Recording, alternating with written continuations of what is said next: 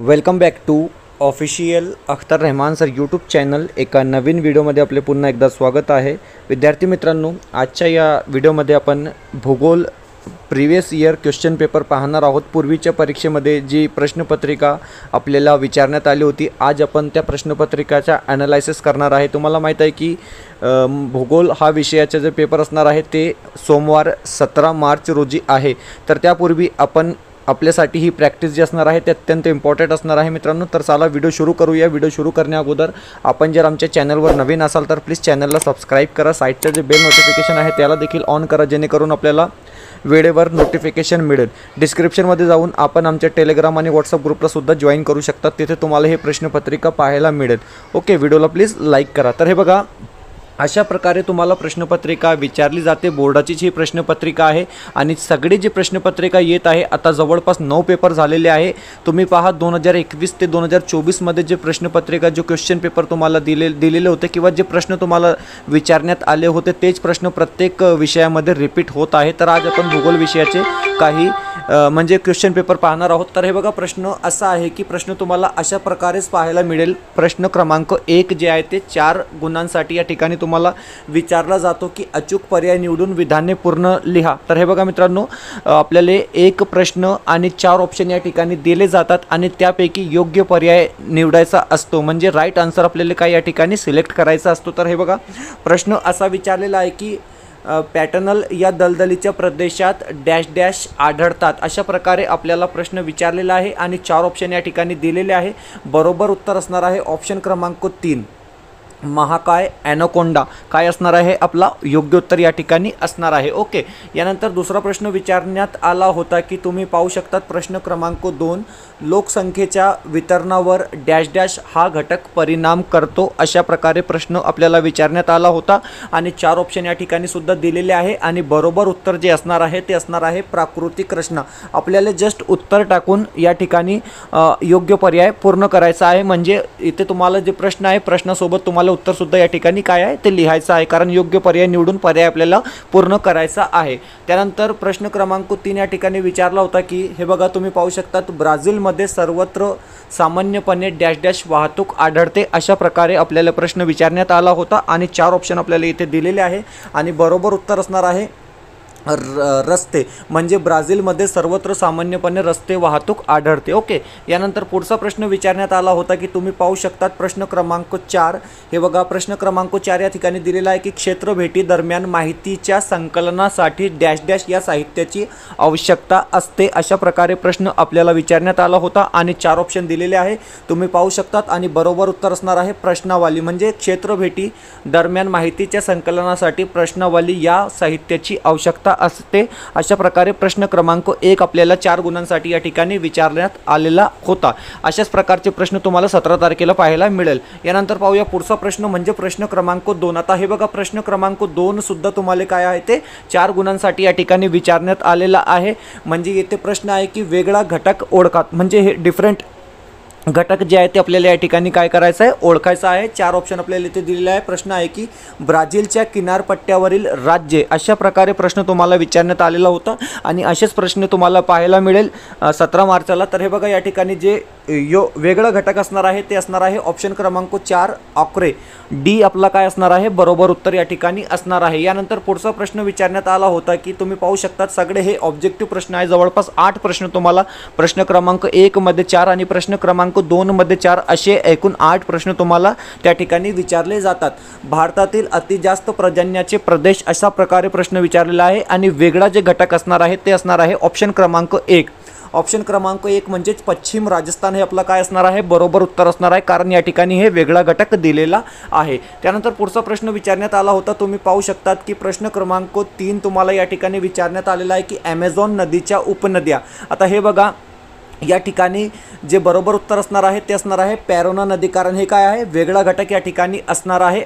पॅराना नदी। ओके, यानंतर पुढचा प्रश्न आहे प्रश्न क्रमांक 4। प्रश्न क्रमांक 4 सुद्धा तुम्ही पाहू शकतात, भारताच्या द्विकल्पीय प्रदेशात आढळणारे प्राणी, अशा प्रकारे प्रश्न तुम्हाला विचारण्यात आला होता। प्रश्न क्रमांक 2 चा चौथा हा प्रश्न आहे आणि बरोबर उत्तर असणार आहे याक। याक काय असणार आहे, या ठिकाणी वेगळा घटक असणार आहे। अशा प्रकारे 8 मार्कासाठी हा प्रश्न क्रमांक 1 आणि प्रश्न क्रमांक 2 4-4 मार्कासाठी आपल्याला विचारले जातात। त्यानंतर पाहूया पुढचा प्रश्न, प्रश्न क्रमांक 3। आता हे बघा प्रश्न क्रमांक 3 इथे काय असतं, तुम्हाला लिहायचा असतो। हे बघा प्रश्न क्रमांक 3 तुम्ही पाहू शकतात, इथे प्रश्न आहे की थोडक्यात टिपा लिहा, कोणत्याही 2 टिपा लिहा, म्हणजे या ठिकाणी आपल्याला शॉर्ट नोट्स लिहायची असते।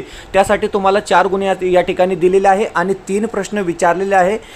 3 पैकी आपल्याला फक्त 2च प्रश्नांची उत्तरे या ठिकाणी लिहायचं आहे। जवळपास 4 ते 5 ओळीत तुम्हाला ही प्रश्नांची उत्तरे या ठिकाणी लिहावी लागेल। तर हे बघा प्रश्न आहे की परतीच्या मान्सून, प्रश्न क्रमांक 1, प्रश्न क्रमांक 2 भारतातील पानझडी वने आणि प्रश्न क्रमांक 3 ब्राझीलची ऐतिहासिक पार्श्वभूमी।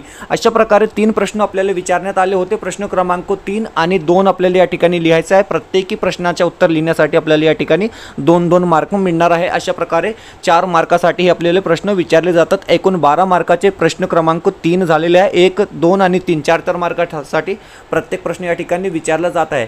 आता प्रश्न क्रमांक 4 अ, हे बघा प्रश्न क्रमांक 1 मध्ये अ व नसतो, 2 मध्ये सुद्धा नसतो आणि 3 मध्ये सुद्धा नसतो। फक्त प्रश्न क्रमांक 4 पासून हे सुरू होतात। प्रश्न क्रमांक 4 अ, ब्राझीलच्या नकाशा आराखड्यात माहिती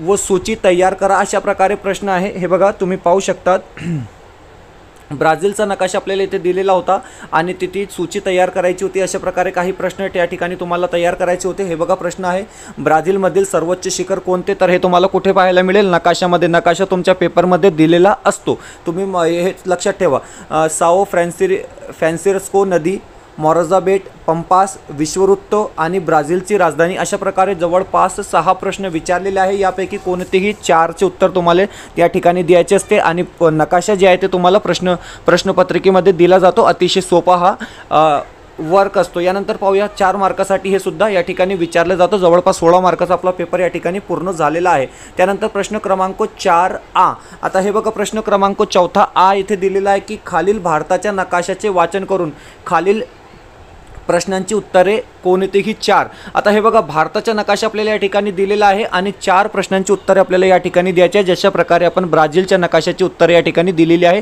तशाच प्रकारे भारताच्या नकाशाची सुद्धा आपल्याला या ठिकाणी काय उत्तर द्यायचे आहे। तर हे बघा भारताचा नकाशा तुम्हाला इथे दिलेला आहे, तुम्ही पाहू शकतात। हे बघा भारताचा नकाशा 4 मार्कासाठी आणि 4 प्रश्नांची उत्तरे आपल्याला या ठिकाणी द्यायची आहे। तर हे बघा भारताचा नकाशा सुद्धा तुम्हाला प्रश्नपत्रिकेत दिला जातो किंवा दिला जाईल आणि 4 प्रश्नांची उत्तरे आपल्याला या नकाशा बघून आपल्याला उत्तरे द्यायची आहे। तर हे बघा हे 4 प्रश्न आपल्याला या ठिकाणी विचारलेले आहे।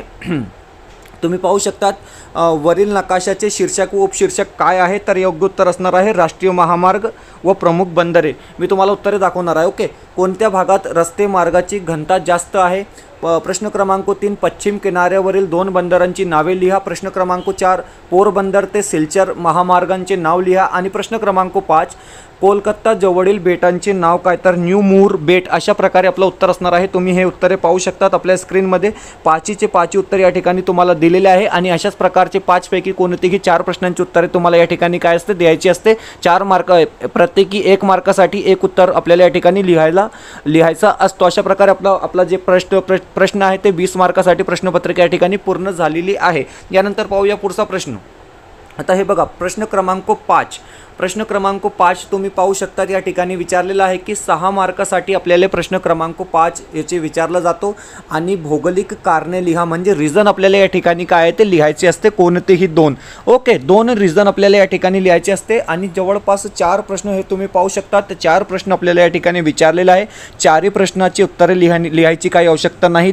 4 पैकी जे 2 प्रश्नांची उत्तरे तुम्हाला येत आहे तेच 2 प्रश्नांची उत्तरे तुम्हाला या ठिकाणी काय करायची आहे, लिहायची आहे। अशा प्रकारे 4 प्रश्न विचारलेले आहे। तुम्ही पाहू शकतात, हिमालयाच्या उंच भागात वनस्पती संख्या विरळ आढळते। ओके, याचं नेमका कारण काय, ब्राझीलमध्ये उष्णकटिबंधित वादळे कमी प्रमाणात होतात, किनाऱ्याकडून ब्राझीलच्या अंतर्गत प्रदेशात ॲमेझॉन नदीच्या खोऱ्यात जाताना मानवी वस्त्या अधिक विरळ होत जाते, किंवा भारताच्या अर्थव्यवस्थेत मत्स्य व्यवसायाची भूमिका महत्त्वाची आहे. म्हणजे आपल्याला या ठिकाणी चारपैकी कोणतेही 2 कारणे लिहायची आहेत, 2 रिझन लिहायचे आहेत. प्रत्येकी प्रश्नाचे उत्तर लिहिण्यासाठी तुम्हाला या ठिकाणी 3-3 मार्क दिले जाईल. अशा प्रकारे 26 मार्काचा आपला जे पेपर आहे ते पूर्ण झालेला आहे. त्यानंतर पाहूया पुढचा प्रश्न, प्रश्न क्रमांक 6. आता हे बघा प्रश्न क्रमांक 6. प्रश्न क्रमांक 6 आपल्याला इथे विचारलेला आहे की खालील दिलेल्या सांख्यिकीय माहितीच्या आधारे स्तंभालेख काढा व खालील प्रश्नांची उत्तरे लिहा. आता हे बघा आपल्याला या ठिकाणी एक आलेख काढायचा आहे. आलेख पेपर म्हणजेच ग्राफ पेपर तुम्हाला पर्यवेक्षकाकडून घ्यायचा आहे आणि आलेख या ठिकाणी काढायचा आहे. काही प्रश्न तुम्हाला खाली दिलेले आहे, तुम्ही पाहू शकतात. भारत आणि एक मिनटं, भारत नागरिकांचा कल, अशा प्रकारे तुम्हाला एक आलेख या ठिकाणी काढायचा आहे. मी तुम्हाला आलेखसुद्धा या ठिकाणी दर्शवण्याचा प्रयत्न करणार आहे. तर हे बघा प्रश्न विचारलेला आहे, काही प्रश्न विचारलेला आहे की 1961 साली नागरिकीकरण किती टक्के झाले होते. तर बरोबर जे उत्तर असणार आहे ते 18% आय थिंक असणार आहे. कोणत्या दशकात नागरीकरण सगळ्यात कमी होते, तर कोणत्या दशकात होते 1961 मध्ये 1961 बरोबर उत्तर असणार आहे. 1991 साली नागरीकरण किती टक्के झाले होते, तर 1991 साली जे नागरीकरण आहे ते आपल्याला आलेखावरून कळेल. तर हे बघा अशा प्रकारे प्रश्न विचारलेले आहे आणि अशा प्रकारे तुम्ही त्या ठिकाणी काय आहे ते आलेख काढू शकता. सोल्युशनसुद्धा या ठिकाणी तुम्हाला दिलेलं आहे, हे तुम्ही लक्षात ठेवा मित्रांनो, कारण तुम्हाला अशाच प्रकारे आलेखसुद्धा त्या ठिकाणी काढायचा आहे. प्रश्नांच्या आधारे तुम्हाला उत्तर द्यायचे आहे, हे तुम्ही आलेख पाहू शकतात. आता पाहूया पुढचा प्रश्न, म्हणजे प्रश्न क्रमांक आ. प्रश्न क्रमांक आ किंवा मध्ये दिलेला आहे, हे तुम्हाला ऑप्शनमध्ये दिलेलं आहे. एकतर हे तयार करा किंवा हे तयार करा. ओके, यानंतर पाहूया पुढचा प्रश्न, प्रश्न क्रमांक 7 आणि शेवटचा प्रश्न. हे बघा मित्रांनो, प्रश्न क्रमांक 7 8 मार्कासाठी तुम्हाला या ठिकाणी विचारलेला जातो. ऑलरेडी 32 म्हणजे 32 मार्काचा जे आपला पेपर ते पूर्ण झालेला आहे आणि कोणतेही 2 म्हणजे प्रत्येकी 4 गुणासाठी या ठिकाणी तुम्हाला प्रश्न विचारलेले आहे. ते खालील प्रश्नांची उत्तरे सविस्तर लिहा, म्हणजे डिटेल्समध्ये आपल्याला या ठिकाणी काय करायचं आहे, प्रश्नांची उत्तरे लिहायची आहे. जवळपास 8 ते 10 ओळी प्रत्येक प्रश्नाचं उत्तर आपल्याला या ठिकाणी काय लिहावं लागेल.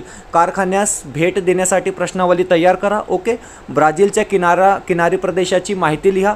भारतातील लोकसंख्या वितरणावर परिणाम करणारा घटक स्पष्ट करा. अशा प्रकारे तुम्हाला 3 प्रश्न विचारलेले आहे आणि प्रत्येकी प्रश्नासाठी म्हणजे 3 पैकी कोणतेही 2 प्रश्नांची उत्तर आपल्याला या ठिकाणी लिहायचे आहेत. 4-4 मार्कासाठी तुम्हाला हे प्रश्न विचारले जाणार आहे. तर अशा प्रकारे तुमची प्रश्नपत्रिका असणार आहे. अशाच प्रकारचे प्रश्न तुम्हाला प्रश्नपत्रिकेत पाहायला मिळेल. 17 तारखेला आपला जॉग्राफी म्हणजे भूगोलचा पेपर आहे, ते तुम्ही पाहू शकतात. व्हिडिओ आवडत असेल तर प्लीज व्हिडिओला लाईक करा. आपण जर आमच्या चॅनलवर नवीन असाल तर प्लीज चॅनलला सबस्क्राईब करा. भेटूया पुढच्या व्हिडिओमध्ये काही नवीन अपडेट सोबत.